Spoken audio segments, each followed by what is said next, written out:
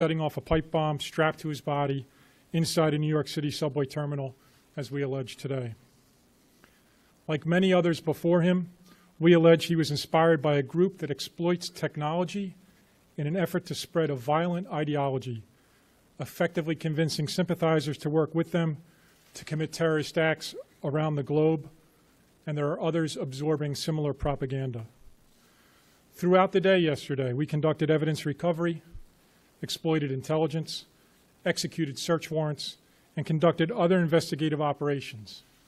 Our investigation is ongoing. We do not stop because we have an individual who is charged.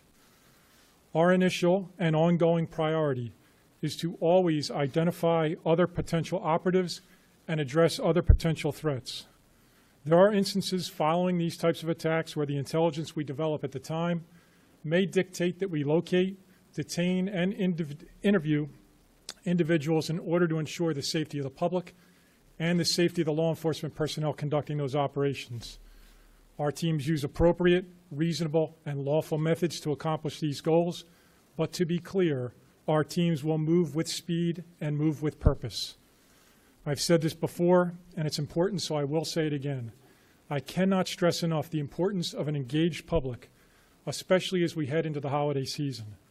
This does not mean just being engaged on your daily commute. The nature of this particular strain of the terrorism threat can often mean evaluating behavior that doesn't mean anything until you combine it with other intelligence. We rely heavily upon the community's assistance to accomplish this task. We often equate it to trying to differentiate a needle between a stack of needles. I expect people to go about their business, but I'm asking that you do so while maintaining awareness of your surroundings.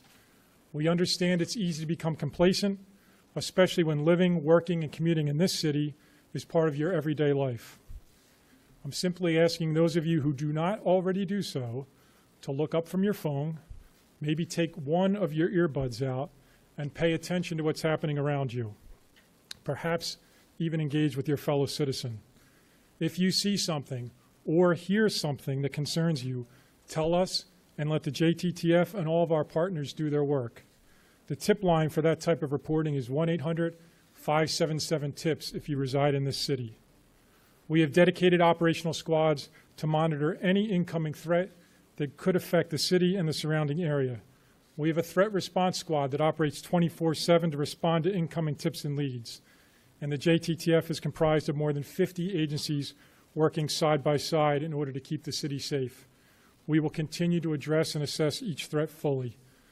I'd like to thank the many dozens of agencies that worked yesterday and in all days leading up to these types of events, in particular the NYPD, the New York State Police, the Port Authority PD, the Fire Department, all of our partners, but most especially yesterday, Chief Brown, to your 4 officers, and I know there were others, but we highlight the 4 exceptional public servants. If you get to see the full video, these men put themselves in grave danger and are heroes every day. So if you live and work in the city and you happen to go through that terminal and you see an officer, regardless of the agency, please give them a shout out. What your men did yesterday was exceptional. Thank you. Thank you, Bill. Next, I'll bring up to the podium First Deputy Commissioner Benjamin Tucker. Thank you, June. Let me also just add my congratulations to Chief Brown and his officers for their amazing work yesterday. We spend a lot of time in NYPD following up with our officers after they take extraordinary action and put themselves in harm's way on a regular basis. And so to observe the Port Authority officers do exactly the same thing, it just reinforces the notion of the partnerships that are so critically important to the work that we all do in law enforcement here in this city to keep it safe. So again, Chief Brown, please tell your officers how much we appreciate them stepping up to the plate to take the action that they did to keep New Yorkers safe. Today's announcement of the federal criminal charges against Mr. Ullah is only the beginning of the process of bringing him to justice for his acts yesterday. Fortunately, no innocent victim suffered any serious physical injuries when he detonated his homemade bomb in the crowded subway corridor during rush hour here in New York City yesterday. But let me be clear. His intention was to cause mass destruction and to do so in a vicious manner, as we have seen in other attacks too often throughout the nation, here in this city, and around the world. Our law enforcement partners, as was noted by Director Sweeney, our law enforcement partners, local, federal, international, are dedicated to hunting down those who commit these acts of terror, along with anyone who assists them, enables them in their criminal acts of vicious conduct against citizens of the city and the country. Thank you, First Deputy Commissioner. We'll take a few questions. Yes. Was the suspect on anyone's radar? Have you been on a watch list? Have his internet activity ever drawn attention from various agencies, or was this kind of completely taken by surprise? There's no allegations one way or the other in the complaint, so I'm not going to comment on that. I don't know if Assistant Director Sweeney wants to say anything on that. No, I don't really have too much to add. We constantly look at all the information we have, and we'll continue to dig, but so far, no, we don't see an indication that he would have drawn our attention before yesterday. Yes. The complaint alleges that Mr. Ulo wrote on Facebook shortly before the attack, Trump, we failed to protect your nation. Was there something specific that the suspect perceived that the president had done that aggrieved him? I know the complaint talked a little bit about he was upset in general with American actions and was sympathetic to ISIS. Was there something specific that precipitated the attack? Unfortunately, as many of you know, at this stage in this case where we have a complaint, that's the only thing that's public.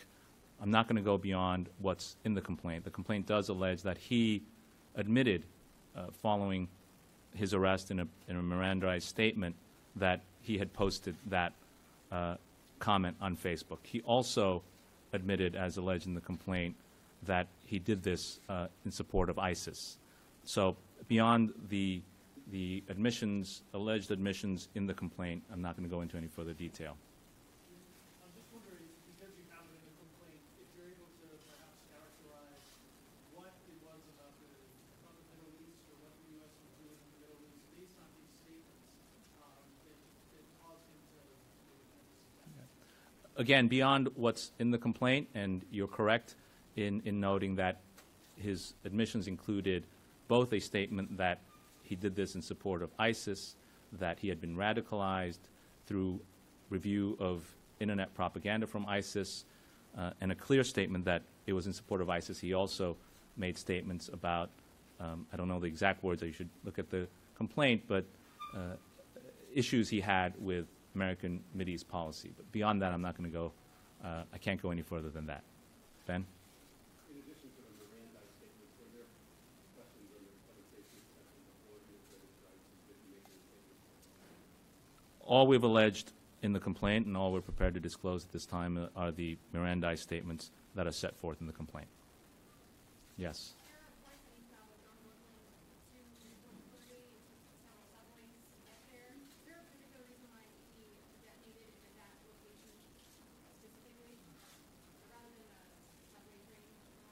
There is a allegation in the complaint, again, relating to his admission that he was he carried out the attack on a work day because he believed that there would be more people there.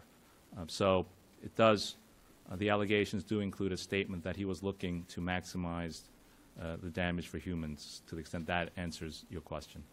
Yes. Yep. There were apparently, according to the complaint, handwritten notations in the passport, one of which was "O America, dying in Greece." Are you able to elaborate on what some of the other notations were that were in the passport? No, I'm not. Yes. Or could you tell us about the timing that he's been planning for only 3 years, and some reporting that there was Christmas time, and that is why he chose this time of year to carry out this kind of attack. There was also potential time to travel in the past year back to his home country as well as the Middle East. So in terms of the timing, what's in the complaint is that he had been planning this particular attack for 2 to 3 weeks, and that he built the bomb a week ago It does allege that going as far back as 2014, he began getting radicalized through online ISIS-related propaganda. Beyond that, and I'm not going to be able to get into any other timing or his travel. Thank you. When will he be in court, Mr. Kim? Oh, yeah. There's a question about when he'll be in court. He remains in the hospital, and so his presentment, we expect, will be what we call a bedside presentment. It will happen either later today or tomorrow, and that's something we would have to coordinate with the court. But I expect it will be a bedside presentment, which can happen in a number of different ways. It can be with the judge sitting here through video conference. I believe that's the more common way, but that I think is something that we can provide you more information when we know more. Thank you.